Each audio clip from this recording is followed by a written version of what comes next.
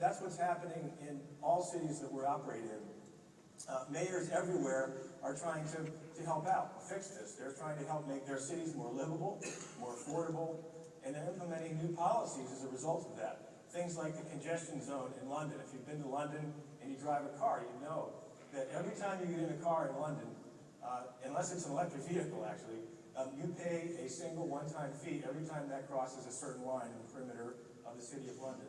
Where they're closing down entire blocks that used to be busy streets to improve pedestrian access. We look at Mayor Bloomberg in New York, he's been doing this, and people freak out, when mayors start talking about doing this stuff. Because they're like, what's going to happen? How are we going to get down Broadway? Or how are we going to get down the street that used to be full of cars? Well, people figure it out. New technologies are helping to do that. We know that ZipCar is continuing to grow in the midst of all these changes. More and more people are opting for urban life, giving up on what people used to call McMansion sprawl, because they love what cities have to offer. If you look at the demographic trends today, it's pretty interesting. The younger generation, the most recent young generation today, are staying in cities much longer than certainly the generations before them did, for years longer.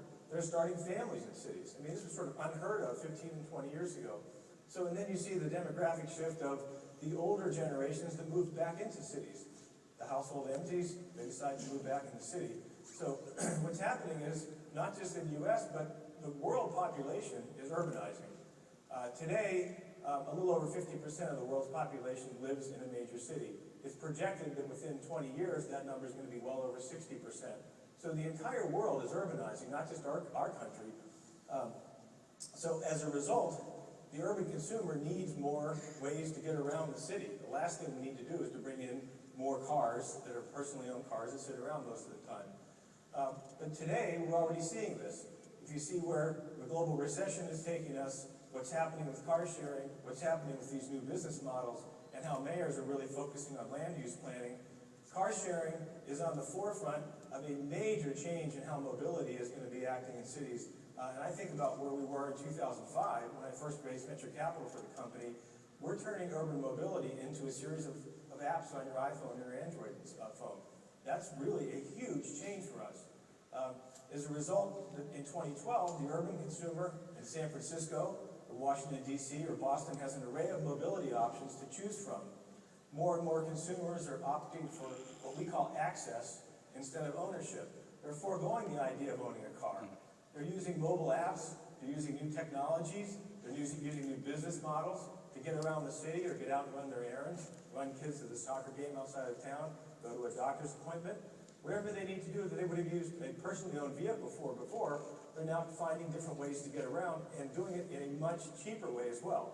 So huge change that technology is bringing to the forefront. And what I believe is when we change our relationship to cars, you start to change your relationship to almost everything.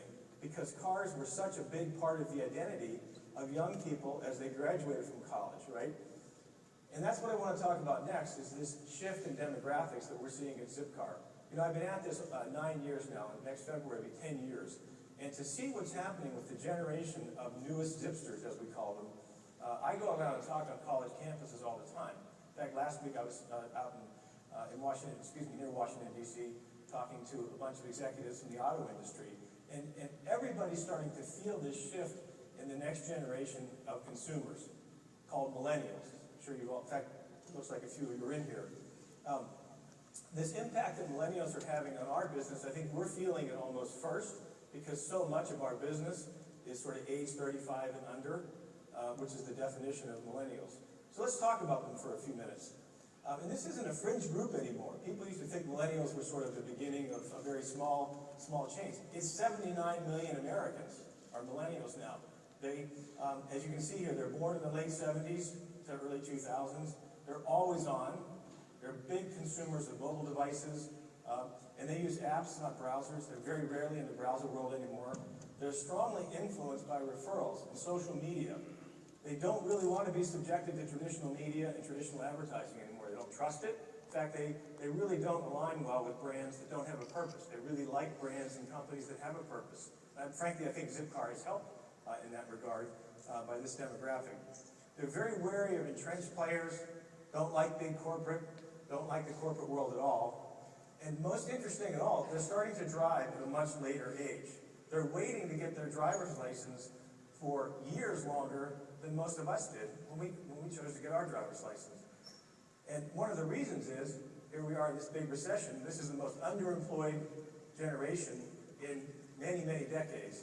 78%, according to a ZipCar survey, say the high cost of ownership makes it difficult or almost impossible to own a car. So what happens is, how do you find that person? How do you market to that guy, right? Competing for the share of mind and share of wallet of that group is important to figure out because it's such an important demographic. It's a difficult challenge for any brand, even ZipCar. What I find most interesting is to get to that consumer, you've got to use marketing techniques and implement technologies like really fast, because they will not pay attention to you if you're a web-based company. If you're trying to get that consumer interested, they want mobile phone apps, they want social media as part of the user experience, they want to be able to get customer service through social media channels now. These are channels we were just tapping into a few years ago. And if this becomes a major part of your target market like ZipCar, you've got to respond to that. So technology becomes really, really important to keep capturing. So this morning we announced we're now at 300 universities, up from 250 over the last 6 months. We added about 50 more universities this year. So when you go to school now, these millennials get into college, they go to school. One of the first things they do when they're on their campus tours, they learn about ZipCar, where they're parked around the campus, and they join up and they use us. And what happens when they leave school, they don't think I have to buy a car. They just make sure they keep their ZipCar membership if they move from the college into Boston or Chicago or San Francisco, wherever they end up in their first job. They're not buying cars. They're using ZipCar. And they're thinking very differently about freedom and what it means to get freedom in the world they live in. So let's talk about that for a minute. Millennials do not spell freedom C-A-R. Previous generations depended on cars to ensure their freedom. I know I did. Instead of spelling freedom C-A-R, millennials spell it Skype, iPhone, Xbox. This generation prefers 4G to V8, right? That's just how they think. They get social through these technologies. They don't feel like they need to be face-to-face anymore. They don't need to be in the same room to get that same interaction that the generations before them did. They're managing their social life on the information highway, not the paved highway. It's just a very different way of thinking about it. And to really succeed in a business like ZipCar, you really have to understand this demographic and move ahead. So what's happening as a result, we're seeing at ZipCar, 40% of ZipCar members either sell their car or they decide not to purchase when they join. 46% of U.S. drivers aged 18 to 24 would choose, if they had to, would choose internet access over owning a car. Can you imagine generations before that ever coming anywhere near 46% if asked this question? And here's the real kicker. I said people are getting their driver's license later. 46% of 16 to 19-year-olds in the U.S. had driver's licenses in 2008. That's way down from 64% 10 years earlier in 1998. They're on Skype. They're using Xbox Live to talk to their friends. They're not getting in cars, and if they do, someone's driving them around. It's just a very different way to think about it. They're using mobile technologies and other technologies to get interactions instead of getting in cars and moving around. And psychologists are now looking at this, and even anthropologists are looking at this as potentially a change that may be as important as the invention of the automobile itself. This is how important this is. So, 5 years ago, when I would try to go to Detroit and talk to any of the big three, I couldn't even get in the room. Last week I spoke at their annual conference, because they want to hear what's going on over at ZipCar. What technologies are you using? How are you building your brand? How are you getting in touch with these people? Fascinating. So here we are. Let's go back to the beginning, though. Told a little bit about where we are today. The early days. Here we are. Life seemed so simple back then. Here's a really rudimentary reservation page from when we first started. The user experience focused on the user telling us everything. Select your neighborhood, select a car, select a date and time that you want to use the car. We really thought of the touch-tone phone was sort of the lowest common denominator. We used to think about mobile, meaning if you have a touch-tone phone outside your house, you're mobile, right? That's the way it was when we first started the company. We embrace technology as things change. We evolved the reservation experience to be a little more intelligent with things like most recently Reserved, My Neighborhood. And in an effort to build on what we knew about our members and make it quicker for them to reserve a car, we did new things, like when text became the rage initially, several years ago, we capitalized on that.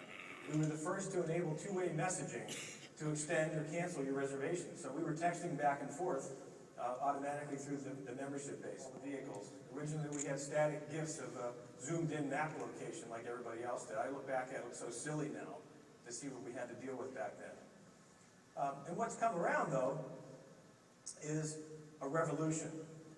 This is a giant change to our business model. So let's just look at this chart for a minute. The y-axis tells you what percent of activity, interactions with our membership base, happened on a smartphone or a wireless device of some kind.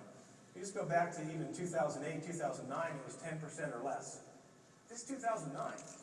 In 3 years, it's become a majority of the interactions we're having on the ZipCar membership base. And it will never go back down again. We can see we've crossed that threshold now. Today, we operate the largest publicly accessible connected fleet on the planet. If our original benchmark was the browser and the touchtone phone, today it's the smartphone. It's all happened in 3 or 4 years. We've seen a meteoric increase in the number of smartphones and wireless access of our reservation service, as you can see from the chart I had up. We used to really think in terms of browsers. Now, we think in terms of mobile devices, mobile operating systems. If you're in a technology meeting at ZipCar, the first thing they talk about is mobile. How are we going to do this on mobile? Browser becomes the afterthought now. And this has all happened over several years. You saw in the chart, late 2011, we saw for the first time ever, mobile became the majority of our interactions, and it sort of changed everything now. So smartphones are the new benchmark for ZipCar. It's no longer the browser. What else is happening? We've completely changed how we think about the experience. In the past 2 years, we've doubled our technology staff while also leveraging consultants and partners to make technology the centerpiece of our success. We routinely call ourselves a technology company that happens to own a lot of cars. We don't think of ourselves as a car company at all anymore. Today, we define our approach as intelligent personal mobility. And by this we mean we leverage knowledge and technology and process to predict and prevent problems. We really look to offer a seamless, personalized experience every time you zip in one of our cars. We want to make sure that wherever and whenever you need to zip, we'll help you figure out the best way to get there. I want to help you have fun and accomplish your goals along the way. We're designing the experience around you, the member, the Zipster, your preferences, and of course your smartphone, primarily now the two major mobile platforms. So while the car isn't yours, the experience will be and should be. That's the way we think about the technology going forward.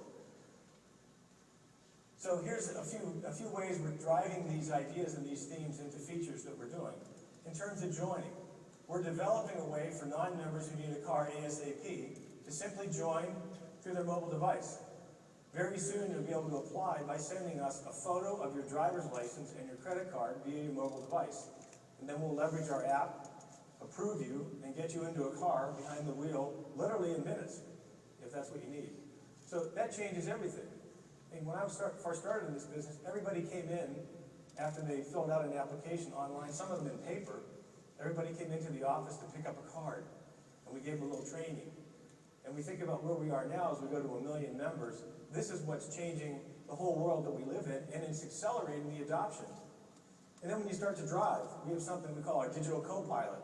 It's designed to help users get behind the wheel, get going with mapping and a custom-designed device, a holder that we're going to be putting in every car. We're designing our own holder now, so that when you come in, you park your phone, you practice safe driving, no texting, but you can interact with the app when you need to. We'll also make it even easier to report the checks that members need to do when they first start the reservation or something that's happening during this trip. Like you can check the fuel level or the battery charge in a car like this. You want to make sure you don't walk up to the car and it only has 10 minutes of battery charge, so you can open the app to make sure that car's ready to go before you go get it. You can check for damage. You can rate the overall condition of the car. We're even working on ways to send a text message to to valet garages in places like New York, where all of our cars are in valet garages, so that whenever you get there, the attendant knows you're coming, and he has the car already up front. So we're using technology, even with vendors that we have to depend on, like valet garage attendants. So everything is changing. It's all going mobile, and frankly, none of this existed even 18 months ago. This is how fast our business is changing now. So with that, I want to take a look at some of these new ideas through the eyes of a typical ZipCar member, a typical ZipCar user. Well, if you ask if I can be in her office in 45 minutes, I say, hey, ZipCar, of course. So I get out my mobile device, tap the ZipCar app. It automatically shows me what cars are available. So I tap the ZipCar app there. Up comes the map. Shows me which cars are available in the immediate vicinity. All I do is touch that little pop-up, and it shows me what car it is. I go ahead and reserve the Honda Fit, because it's only 2 blocks away, because I've never driven a Fit, and I think, well, that's kind of cool, so I try that. Pops up the screen. When I get in the car, I use the rate the condition feature to make a quick appraisal of all the key metrics, things like fuel and damage and the general condition of the vehicle. You see those 5 stars that we see. And we like the 5 stars because we know, hey, if it was pretty clean, somebody might give us a 4. If it's just been cleaned out, they might give us a 5. But if we see a 1 or a 2, bing, that car comes off the grid. Something happened in the last drive. We don't clean these cars in between drives. This is a very unique part of our business model. We are directly engaging the user to help us run the business. Can you imagine asking the user to tell you, when is their Coke can still in the car? Did somebody smoke in that car before you were in there? So that we depend on the user to help us keep these cars clean and keep them in the condition that they need to be. And that's what this rate the condition screenshot is about. You can also look to see if there's damage that hasn't been reported yet. You see at the top of the screen, the damage log. Looks like there's a scratch on the rear passenger door. Make sure that that's been reported. Walk around the car quickly. And once you've done that, you're ready to go. And you tap that Start My Drive button. And up comes the reservation confirmation. Now you're ready to start your trip. At least I thought I was ready to start my trip. And I figured out once I'm in this car, I realized it's the first time I've ever been in an electric vehicle. No fear. What happens? I open the ZipCar app. It has everything I need to know. So I shoot him a text. Tom says, yeah, I'm around. I'm actually good for about half an hour. So I go on, again, of course, back to my app, and I extend the reservation that I can do easily through the app. Tap on to extend my reservation on that green bar. I add another hour to the reservation that I had, and I head over to the coffee shop and visit with my client Tom for half an hour. When I'm all done with that, after the meeting, I hop in my ZipCar, I drop it off where I found it, where I picked it up originally. I tell ZipCar, I'm done. Go back to that app and hit the I'm done button. ZipCar confirms the reservation is complete. I'm on my way back to the office. It's that easy. By the time as I'm walking, or when I get back to the office, I can look at the invoice for the trip and know exactly how much it cost. Probably about $10 an hour, including gas, including insurance. I was insured for $300,000. If I needed gas, if it wasn't an EV, I buy gas when I need it. That bill comes to Scott. It doesn't come to you as a member. I buy gas for almost 800,000 people now. Can you imagine? This is where all these gray hairs coming from. So these are just these mobile technologies that we're using now are just a few of the many improvements that we're putting in place for the member experience using mobile technologies. Today, we're taking a very deep look at further customizing the in-car experience to match personal preferences. This is all supposed to be very personal in the next year or 18 months for us. Think about things like downloading playlists from your iTunes into the car stereo. Or, if you give us permission, how would you like to get offers while you're in the car driving around for special discounts or deals at merchants that are near you while you're driving or at your destination along the way? Get a deal for a Starbucks, get a deal at IKEA if you're going out to do a little shopping, if you're going over to Trader Joe's. How about a $10 off if you spend $50 at Trader Joe's because you happen to be a ZipCar member? So those kinds of experiences are things we can do in real time now because we know what proximity you're in, thanks to 4G. How about if you're at the end of your destination and you need a parking spot? Why not embed one of the many emerging parking apps that are out there straight into our app and secure the closest spot at the lowest price when you arrive at your destination? As you can imagine, sort of the sky's the limit. There's some incredible potential to make the user experience better than ever at ZipCar, and mobile is opening all this up for us. We believe we really just scratched the surface of what's truly possible. So, sort of wrapping up here, imagine now that it's 2020, and here we are in the new mobility society. I think it'll exist maybe even before 2020. It'll be a mix of new technology-driven options in mobility in cities, things like ZipCar, things like Uber, things like bike sharing, peer-to-peer car sharing, public transit. Even public transit is getting into the game. It depends on what city you live in. Most of them have apps now that'll tell you when the bus or the subway is arriving. Is anything late or is it on time? It'll give you route destinations. What I imagine in the future is wayfinding. You say to an app, I want to go from point A to point B in a city. What's the fastest and what's the cheapest? And I get to toggle between those two. Probably have a few choices to do that. Maybe you've even heard of what are called peer-to-peer taxis. There's a company called Lyft, L-Y-F-T, up in San Francisco. It's a service that lets you turn your private vehicle into a sedan with a driver for hire. I mean, who would have thought this is where the world would end up? So, while previous generations of consumers made one mobility choice every 4 or 5 years or so, that was to buy a car, which car do I buy? Future generations are changing all of that. They'll make their mobility decision on much narrower time frames, probably by the trip. They'll forego car ownership. When all this happens, we'll see a very different urban mobility landscape, all because of the connected car and because of wireless technology. That's what's making this change happen now. I think in the future, as this occurs, we'll see many fewer personally owned cars. This is why the auto industry is waking up. It's why companies like Honda and Ford Motor Company are partnering directly with ZipCar now. Last year, we announced a partnership with with Ford Motor Company. We changed out half of the fleet on our network of university campuses. Now 300 campuses have ZipCars on them. Ford was so interested in getting the Blue Oval, the Ford brand, in front of this new millennial population, they asked us to partner and put half of our fleet into Ford Motor Company products, primarily the Focus and the new Escape. Two great products, really cool nav. They all teched out the way the new sync system, my Ford Touch system's in it. And you know, the brand lift that Ford got from that partnership over the last 12 months is amazing. Students that had never even heard of Ford, certainly would have never even thought about buying a Ford product, got to experience that the lift in brand exposure, positive brand exposure that they got, was like 7x, like huge. So car companies are waking up to this things like many fewer personally owned cars, they're worried about it. They see the world changing to this new urban mobility society. I personally think, as I said earlier, this shift in technology and things like ZipCar that are coming along are going to be as important to the auto industry as the invention of the auto itself within 10 years. You can sort of see it coming. Wireless-enabled smart parking. I think it will be mainstream in 10 years. The concept of having to drive around endlessly and look for a vacant parking space should virtually disappear in cities. You use technology to help you find a parking spot at your destination or somewhere along the way. Pay-as-you-go cars like ZipCar will upend the legacy rental car business and car-for-hire models. The sedan services will be upended by services like Uber. And I believe governments are going to become huge users of on-demand mobility technologies and models. Governments are out of money.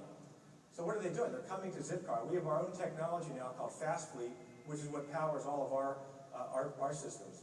We're licensing that to many city governments now. Mayor Bloomberg licensed it. He's reducing the size of the sedan fleet in New York City by, he thinks, 15 to 20% over the next couple of years by having employees reserve a car and get in it using the same technology that ZipCar uses. So the idea of one car assigned to each driver in cities and major governments is going away. And it's going to save us a lot. If you're a taxpayer, thanks, right? We like that idea. And I think urban policy is going to start to look at land use in a much more holistic way. Mobility-friendly buildings and developments will be the norm, not the exception. And we'll see other major changes in policy coming. And again, back to why? Mobile technology and how fast we adopt it. One thing's for sure, I know sitting in the seat I'm in, when I look out over the next 5 years, the pace of change in our business the impact technology is having on it is only getting faster, and it's all happening because of wireless technology. Thank you for hearing our story. Enjoy the rest of the event.